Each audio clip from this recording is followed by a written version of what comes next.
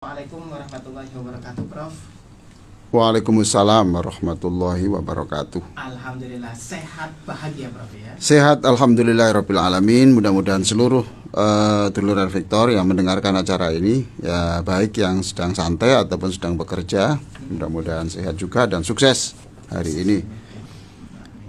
Pada kesempatan ini saya ingin mengucapkan bela sungkawa, ikut berduka atas berpulangnya orang yang banyak menghibur kita, Pak siapa?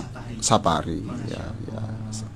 Legenda ludruk Jawa. Ya, saya sering hilanglah kegelisahan saya itu kalau ikut mendengarkan apa tuh leluconnya Kak Sapari ini.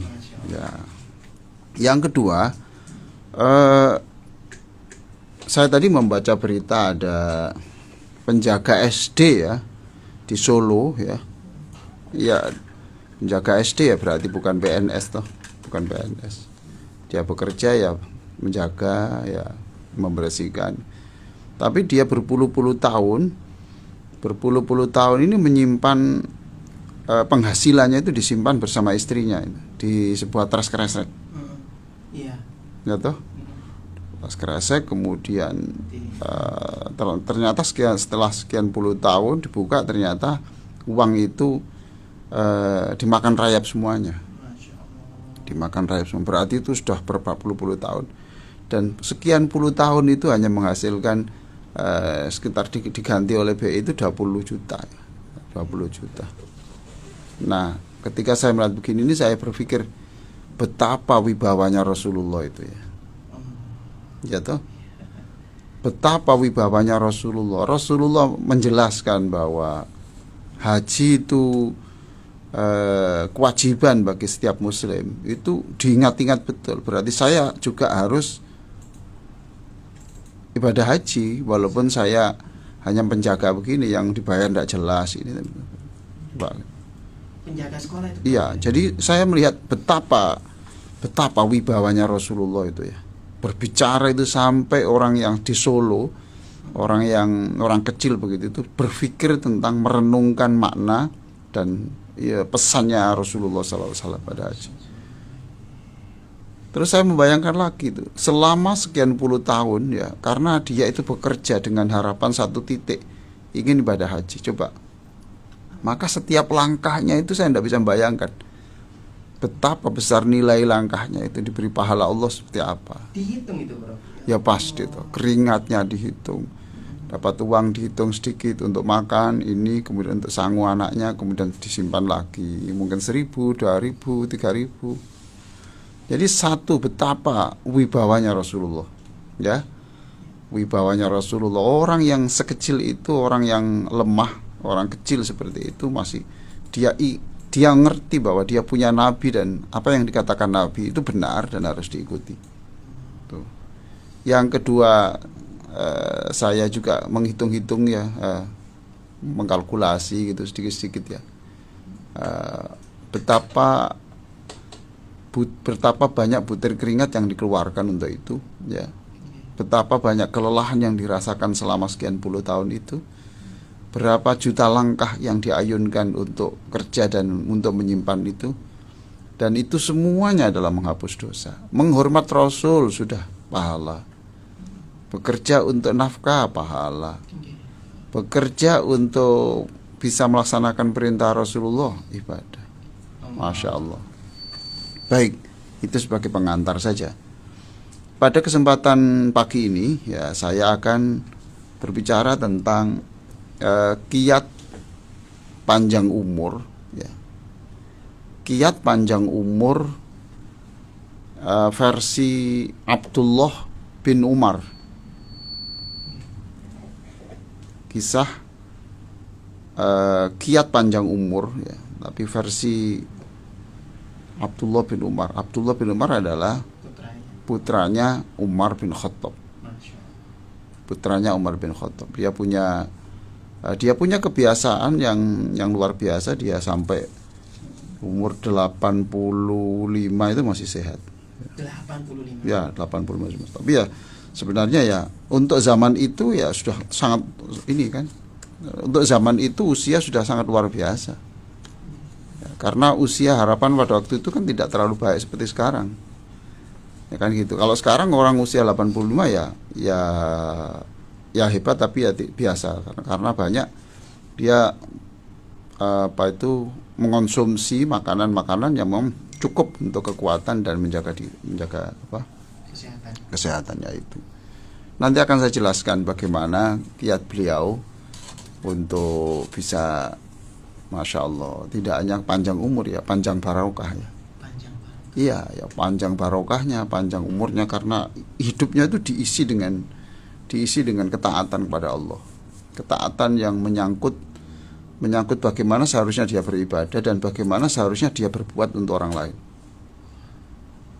Yaitu Abdullah bin Umar. Jadi nanti akan saya jelaskan bagaimana dia bisa memaknai hidup ini dekat kepada Allah dan dekat dengan orang miskin. Kemudian dia bagaimana dia mengonsumsi makanan-makanan yang diberikan Allah kepada manusia ini. Nanti akan kita jelaskan setelah. Jadi sekali lagi saya akan membicarakan tentang kiat panjang umur. Ya, panjang umur. Ya harus ada kiatnya toh. Harus ada kiatnya, walaupun umur itu sudah ditentukan Allah. Ya, sudah ditentukan Allah.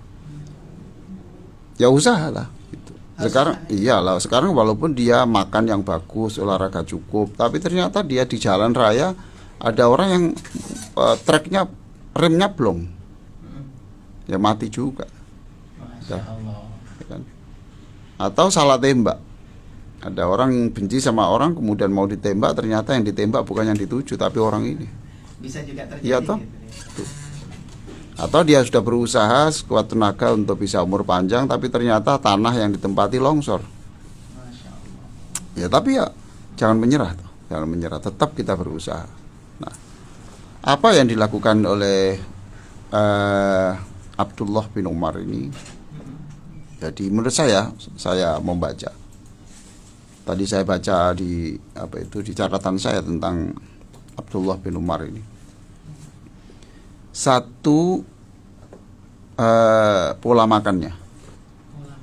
Betul. Jadi suatu saat ada teman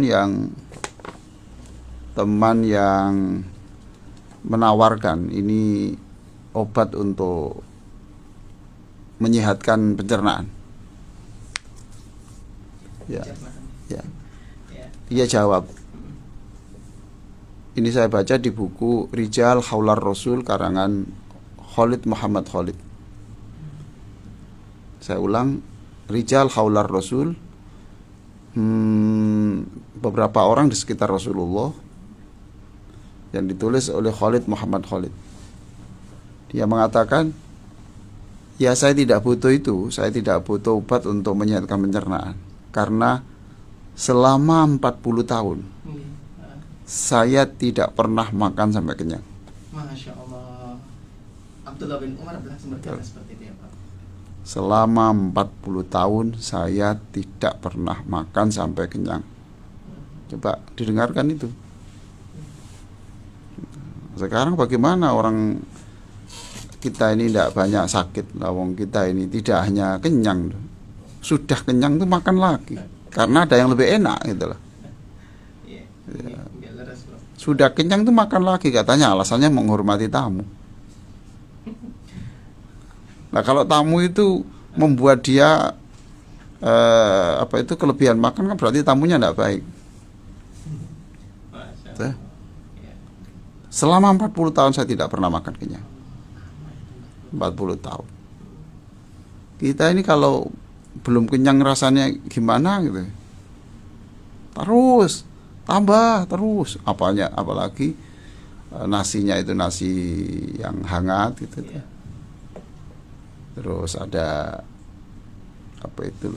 lele yang digoreng agak kering, pecel lele, itu dipenyet di atas cowek ya. Yeah. Sambelnya banyak, ada kemanginya gitu. Itu juga nambah lagi, tambah lagi. Terus ada ikan asin yang tipis-tipis gitu. Yeah. Yang enggak asin tapi tawar. Ya. Wah, itu tambah lagi. Terus ada sayurnya lodeh. Akhirnya tidak terukur tuh. Kalau menurut Abdullah bin Umar, aku tahu ini makanan enak, tetapi aku tidak diajari Nabi untuk sampai kenyang. Sekali lagi, betapa wibawanya Rasulullah Sallallahu Alaihi Wasallam. Ya, betapa wibawanya Rasulullah di mata Abdullah bin Umar. Itu loh. Kalau tadi kan betapa wibawanya Rasulullah sampai orang kecil yang penjaga SD itu dia menyimpan uang berpuluh-puluh tahun ya, 2.000, 5.000, 4.000 terus sampai dimakan rayap habis tuh loh. Itu berhari-hari itu menyambung-nyambung yang dimakan rayap itu, disambung-sambung supaya nanti bisa ditukar di bank, disambung-sambung gitu. Sampai jadi uang. Untungnya lah Bank Indonesia sangat baik hati, ya sudah dihargai 20.200.000. Kalau ditata kan tidak ketemu tuh. Iya. Saya tidak bisa membayangkan saat itu betapa tangisannya ya. Iya. Diharap-harapkan nanti kalau sudah terkumpul. Iya, tapi ternyata kok hancur semua dimakan rayap ini. Tapi Allah menghibur ya sudah, dan dia langsung mengatakan saya pergi haji. Betapa wibawanya Rasulullah. Nah sekarang kita lanjutkan, berarti betapa tidak wibawanya Rasulullah di mata kita. Ya toh, bahwa ada perintah-perintah Rasulullah yang kita abaikan. Ya seperti itu. Jadi dia taat kepada Rasulullah Sallallahu Alaihi Wasallam, makan tidak sampai kenyang. Itulah yang saya katakan pada kesempatan yang lalu itu, kata mutiara Sayyidina Ali Karamallahu Wajhah, mungkin masih ingat, masih sak, aku diciptakan bukan hanya untuk mencari makanan enak seperti binatang ternak. Masih ingat itu ya? Masih ingat, Prof. Ya. Aku bukan diciptakan untuk mencari makanan enak seperti hewan ternak.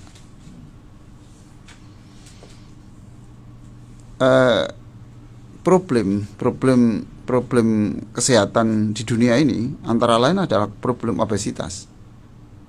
Ya. Termasuk problem besar dunia ini adalah problem obesitas. Hampir kita tidak bertemu, jarang bertemu orang yang lebih kurus, tidak ada. Yang banyak adalah orang rata-rata, loh kok sekarang kamu sangat segar begini? Ya bahasanya jangan gemuk, nanti menyinggung perasaan. Tapi kok segar ya. Berisi, Prof. Ya berisi, padat berisi. Boleh lah. Masya Allah, betapa wibawanya Rasul. Jadi soal makan saja ditaati seperti itu. Nah tidak hanya itu ya, saya tunjukkan taatnya kepada Rasulullah, Abdullah bin Umar ini. Coba perhatikan ya. Dulu Nabi itu pernah naik onta, kemudian turun dan sholat di situ. Ya, kemudian pergi lagi. Sayyidina Umar itu mencari onta untuk dibawa di tempat itu. Dia turun, sholat dan melanjutkan perjalanan. Saya ingin seperti Rasulullah persis. Persis ya. Seperti itu ya, Pak. Walaupun itu naik onta dan turun di tempat itu bukan ajaran. Ya kebetulan saja. Jatuh. Makanya kalau ada orang, mohon maaf saja itu, dia pakai jubah, enggak boleh kita mengatakan sok Arab, enggak boleh. Sok suci, sok bergaya, enggak boleh begitu. Karena kalau dia mengatakan gini, coba, saya tidak bisa meniru akhlaknya, aku meniru pakaiannya saja. Coba. Nah, apa orang yang ingin meniru Rasulullah hanya dari pakaian itu tidak ada nilainya? Rasul diletakkan pada pribadi yang wibawa. Untuk apa sih kok kita yang orang yang berpakaian celana pendek, yang ke mall-mall ndak Anda tegur. Sekarang ada orang pakai jubah Anda tegur. Kok kekurangan pekerjaan? Jatuh? Ndak lah, itu jangan jadi udah dihormati saja. Oh, ndak mengganggu kamu loh. Ya kan gitu. Dia pakai apa saja itu urusannya. Nah, lagi Rasulullah pernah berdoa di suatu tempat sambil berdiri, lalu di tempat itu gini, Rasulullah kalau di tempat itu doa berdiri, kemudian di tempat tertentu dia duduk. Apa yang dilakukan Umar, Abdullah bin Umar? Dia mencari tempat itu dan doa berdiri, dan di sana duduk. Sama persis seperti Saya ingin meniru Rasulullah persis. Jangankan sampai soal makan, jadi soal hal-hal yang begitu saja ditiru. ya. Perhatikan di situ betapa wibawanya Rasulullah, betapa orang itu menghormati Rasulullah, mengikuti jejak Rasulullah. Nah, ini soal makan ya, soal makan. 40 tahun loh Mas, Iya, betul. 40 tahun tidak pernah makan kenyang. Bisa jaga seperti itu. Iya. Mas Ishak pernah nggak itu 10 hari tidak makan kenyang? Satu hari nggak pernah. Allah. Nah sekarang perhatikan, ketika Anda makan sampai kenyang begitu, ingat Rasulullah. Rasulullah tidak suka loh apa yang saya lakukan begini. Kecuali ya Mas ya, kecuali pekerja keras, ya, tukang batu, dia memang memerlukan memerlukan stamina sehingga kalau makan sedikit tidak bisa. Penarik sampah itu kan orang yang mencari besi-besi di reruntuhan gedung itu, coba ya, dia membawa godam besar di pundaknya gini, kemudian cari gedung-gedung yang runtuh itu, tiang-tiang yang cor-coran ada besinya itu dipukuli loh Mas. Setengah hari hanya dapat berapa kilo itu, ya kan? Itulah, itu memang diperlukan. Nah, bagi Anda yang kira-kira tidak membutuhkan energi banyak, sisihkan sedikit, kasihkan mereka toh.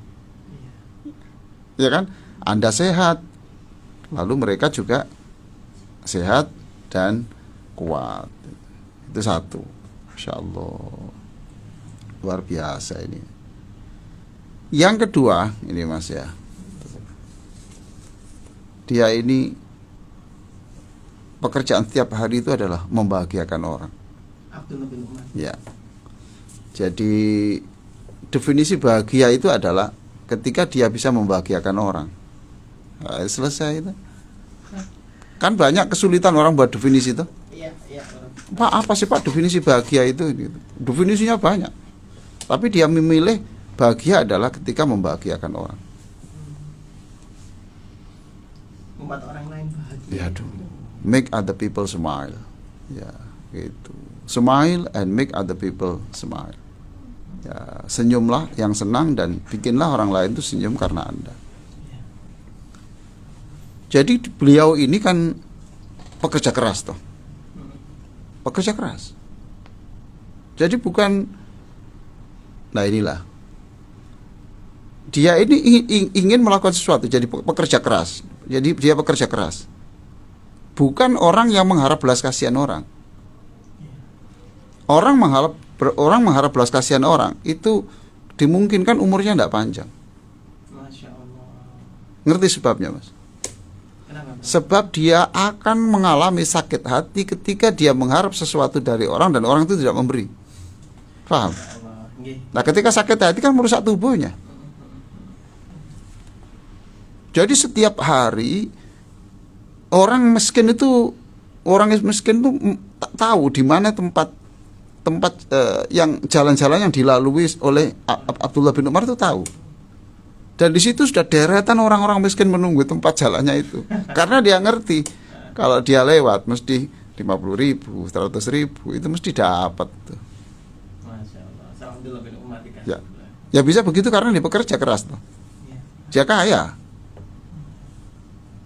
Jadi kaya itu kalau dimanfaatkan betul bisa memanjangkan umur. Dia setiap hari. Jadi melihat orang yang diberi dan senang itu dia senang. Lah senang itu sehat. Orang yang senang itu insya Allah panjang umur.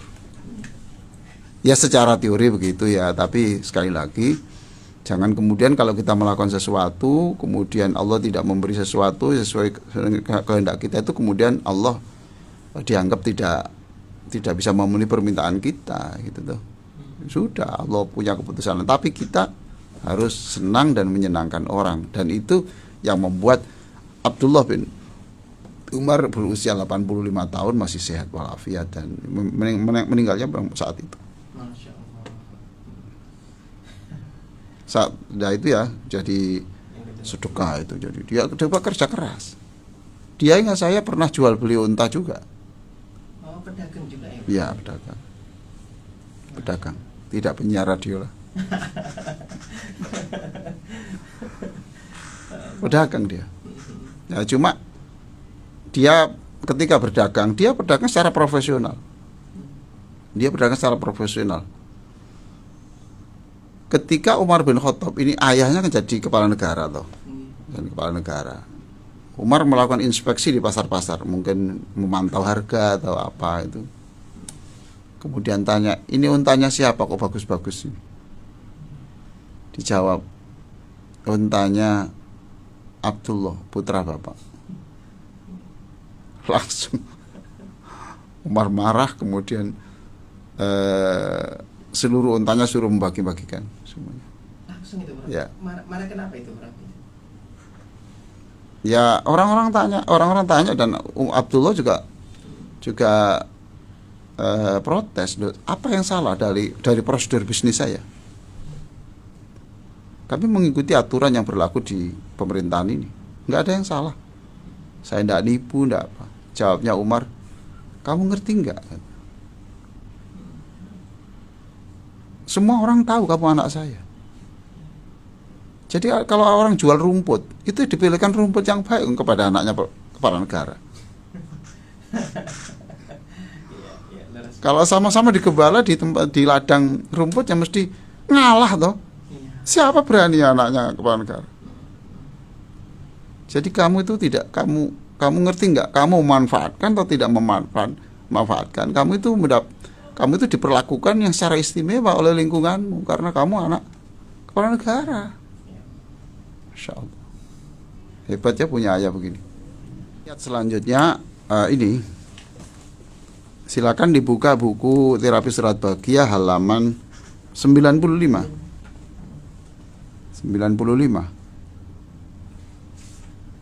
Ya, alinea teratas.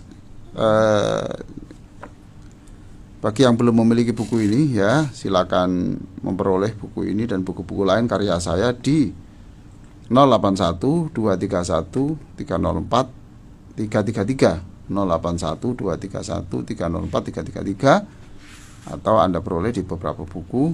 Bagi yang tidak punya atau itu alfa atau miskin ya, silakan memperolehnya secara gratis ya, secara gratis. Jangan karena tidak punya uang kemudian tidak bisa meniru sahabat-sahabat Nabi seperti ini. Coba dibaca itu alinea pertama. Abdullah bin Umar radhiyallahu an membaca surat Al-Mutaffifin ayat 6 sambil menangis sampai nyaris tidak bisa melanjutkan sholat. Ayat itu mengingatkan bahwa masing-masing manusia akan berdiri satu persatu mempertanggungjawabkan perbuatannya di hadapan Allah. Iya, jadi kalau di buku ini ya, di keterangan ini itu apa tadi itu? Umar bin apa itu Abdul bin Umar kenapa tadi? Menangis sampai nyaris. Ya, menangis. Tapi di dalam buku Khalid Muhammad Khalid lebih ngeri lagi. Dia pingsan. Masya Allah. Ya, itu menghayati. Sholatnya lama sekali itu. Dalam keadaan sholat itu. Iya, betul. Yauma yaqumun nasu lirabbil alamin, membaca itu pingsan. Nah, kalau dikaitkan dengan ini apa? Ya berarti sholatnya itu panjang. Berdirinya lama, rukuknya lama toh. Nah, rukuk lama kan sehat. Ya sehat, gimana wong itu jantung itu ndak bekerjanya ndak agak ringan. Lah kalau kata berdiri itu kan jantung yang posisinya di bawah di bawah kepala memompa darah ke kepala, ke atas tuh. Iya tahu. Nah, sekarang kalau posisi rukuk, posisi kepala dengan jantung itu setara tuh. Lebih enteng tuh. Lah meringankan kerja jantung kan sehat. Ayo. Nah, kalau sujud juga lama. Coba sekarang posisi kepala lebih bawah apa lebih atas dari jantung? Lebih bawah, Bro. Berarti jantung lebih atas. ya, berarti kerjanya jantung lebih tambah ringan, Mas. lebih ringan. Oh, Ingat loh ya, serangan jantung itu sampai sekarang menjadi penyebab kematian yang sangat tinggi. Dia senang menjalani sholat itu, senang, lama, tenang, mutmainnah itu kan tenang. Loh, dia kan pingsan, Pak, kan enggak sehat. Loh, siapa bilang kalau pingsan enggak sehat? Dia pingsan saking senangnya juga bisa. Ini adalah di mana manusia ini. Jadi dia memikirkan bahwa aku ini harus hati-hati dalam hidup, jangan ceroboh. Kan? Karena setiap apa yang kau katakan itu jangan sampai melukai hati orang. Lah kalau kita semakin banyak musuh kan semakin tidak tenang hidup ini. Semakin tidak tenang. Cobalah perhatikan bahwa beliau itu memang orang yang tidak ingin punya musuh. Pernah suatu hari ketika Sayyidina Utsman ini terbunuh. Jadi masih lama toh, zaman Nabi, kemudian pemerintahan setelah Nabi Abu Bakar, kemudian pemerintahan setelah itu Umar, kemudian Utsman. Berarti umurnya panjang toh, memang umurnya panjang. Nah, ketika Utsman bin Affan wafat itu kemudian orang-orang rame-rame ke siapa ini? Ke rumahnya Abdullah bin Umar ini. Rame-rame. Keluar gitu. Keluar. Kenapa itu? Yang mengganti kepemimpinan setelah Utsman harus kamu. Nah, gitu loh. Masya Allah, Dipaksa. Tapi dia menjawab, demi Allah saya tidak mau. Jangan ada setetes darah sesama muslim tertumpah karena aku. Kalau saya jadi kepala negara pada saat seperti ini, nanti akan ada darah orang Islam yang menetes karena aku. Jika kamu tidak mau keluar, kami akan membunuhmu, teriak mereka itu. Dipaksa betul, tapi dia tetap mengatakan tidak mau. Esok harinya datang lagi gerombolan, dia gerombolan datang lagi meminta dia untuk bisa memenuhi keinginannya untuk mengganti kepemimpinan Utsman bin Affan. Dia mengatakan, ya tidak apa-apalah kalau jadi kepala negara, asalkan satu, tidak ada tekanan seperti ini. Yang kedua, dipilih oleh semua orang tanpa ada sesuatu yang dikecewakan. Nah, saat itu tidak mungkin. Mereka marah lagi dengan mengatakan, di dunia ini tidak ada orang lebih terkutuk daripada engkau. Tetap tidak mau. Ya kan gitu toh. Jadi dia memang sholat yang lama, Masya Allah, tenang, hatinya tenang. Hiburan Nabi itu kan tertinggi kan sholat toh. Sholat ya. Ya, itu hiburan Nabi yang tertinggi lah. Kalau hiburan Mas Ishak apa? Hah? Musik ya. Ya, musik gitu ya. Dengarkan pengajian jenengan. Alhamdulillah. Ya toh. Nah itu. Jadi ini menurut saya ya, versi saya. Setelah saya membaca ini toh rahasianya itu. Rahasia umur panjangnya siapa tadi? Abdullah bin Umar. Abdullah bin Umar. Satu tadi apa? Satu, tidak pernah makan dalam keadaan kenyang. Loh, sampai kenyang. Ya, makan 40 tahun. Enggak mungkin kena diabetes orang kayak gini. Ya toh? Tidak mungkin kena masalah tulang, karena kalau orang itu badannya itu tambun ya, itu tulang-tulang itu kasihan, itu menyangga itu kasihan, berat toh. Tuh. Lalu dia hatinya senang kalau melihat orang lain senang. Nah, ya kan? Orang lain senang dan dia selalu memberi kepada orang lain. Ya, dia tidak mengharap juga ini. Yang nomor 3 mestinya nih ya Mas. Yang nomor 3, dia itu tidak mengharap belas kasih orang. Yang ketiga tuh Pak. Iya, dia pekerja keras toh. Dia pekerja keras. Kalau orang itu ingin memberi dan tidak mengharap diberi, pasti lebih bahagia. Ya. jaga dia, Prof. Iya betul. Lah semakin menggantungkan itu semakin apa? Tersiksa, semakin tersiksa. Itu yang pernah saya katakan. Sayyidina Ali itu pernah mengatakan soal kepahitan hidup itu semuanya sudah saya alami. Tapi kepahitan hidup yang tertinggi adalah ketika saya mengharap belas kasih orang. Masya Allah. Sudahlah, cobaan hidup itu sudah pernah saya alami semuanya, apa saja. Tapi yang tertinggi adalah ketika saya mengharap belas kasihan orang.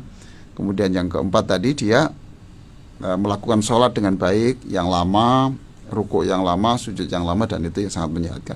Saya kira demikian.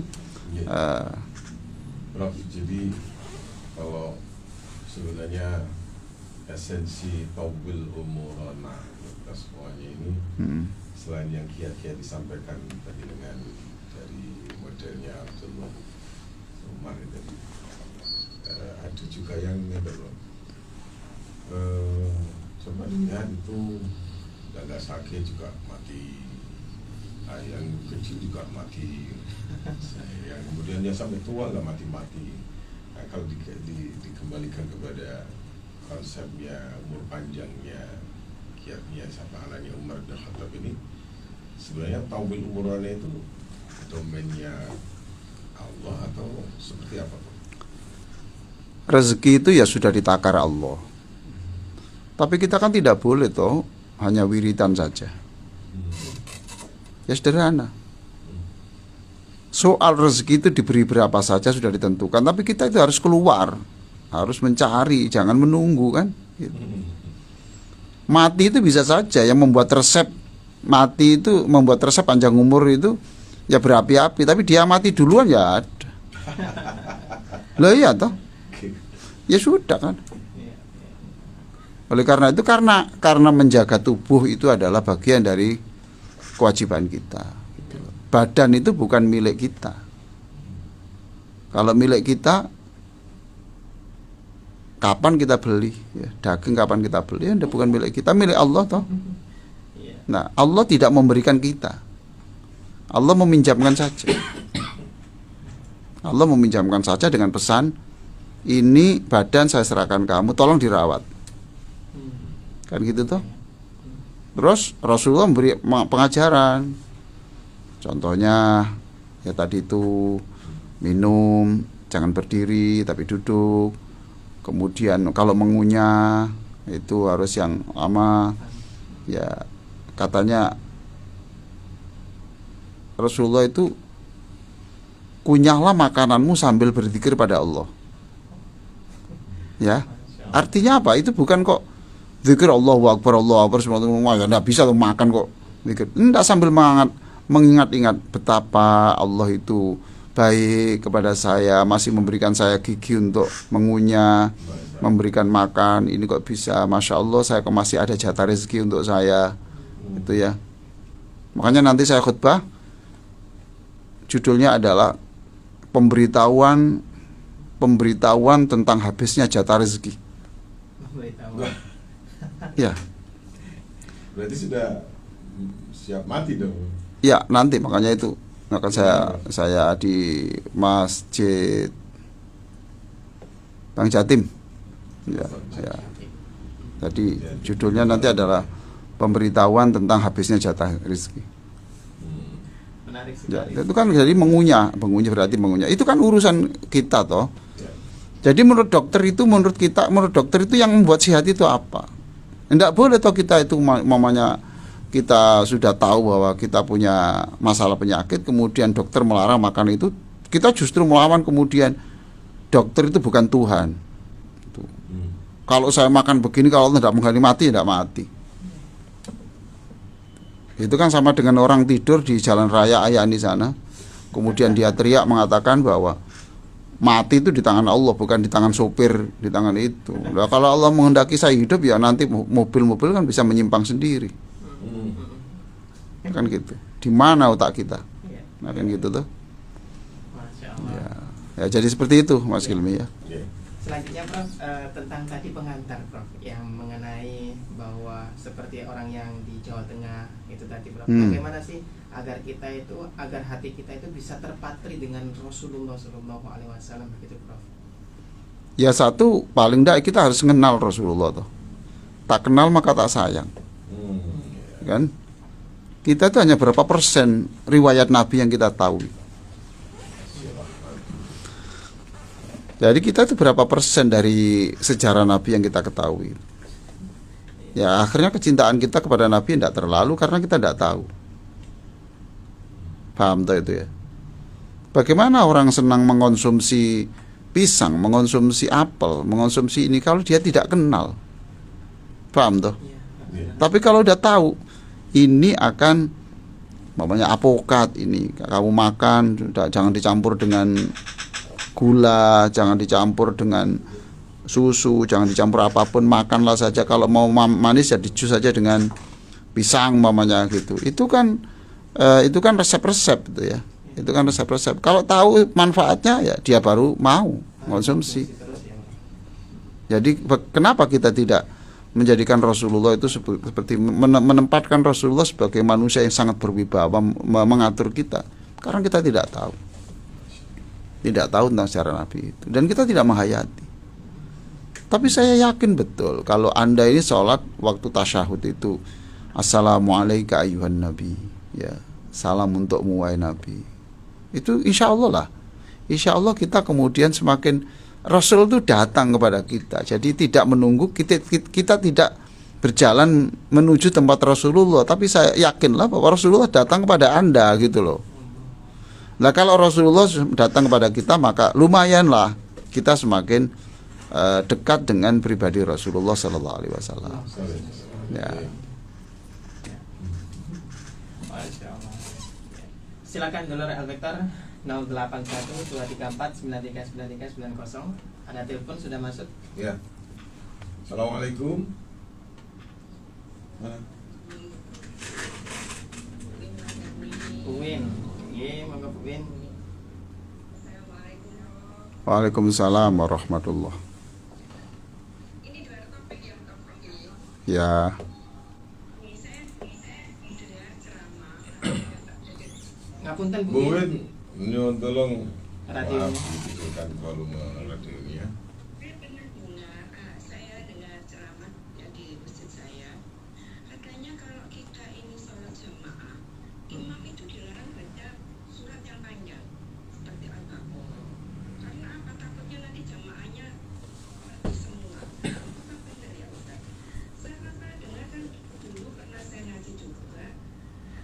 Mestinya kalau sholat subuh sama sholat maghrib itu kalau bisa baca suratnya agak panjang untuk memberi kesempatan barangkali jamaah yang masih belum datang gitu.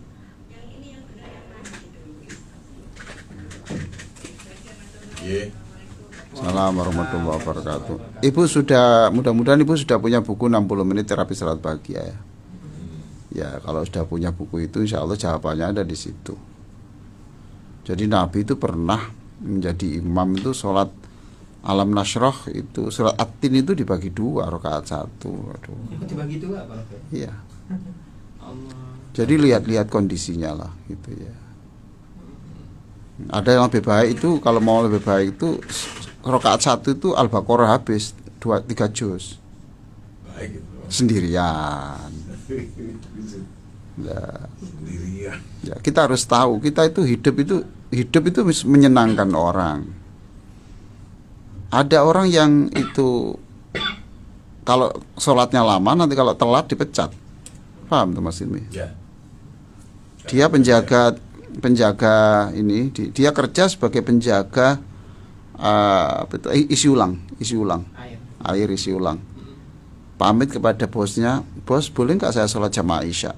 Boleh, tapi jangan lama-lama ya Mas ya, karena nanti ditunggu pelanggan. Paham Mas Ilmi? Sekarang kemudian imamnya sholatnya panjang, Wah. dia karena telat dipecat. Siapa yang tanggung jawab sekarang? Iya, iya. Satu. Yang kedua, ada juga makmum itu orang yang beser, orang yang ngentutan ada. Toh? Itu kalau panjang dia sudah untup-untup, ya kan?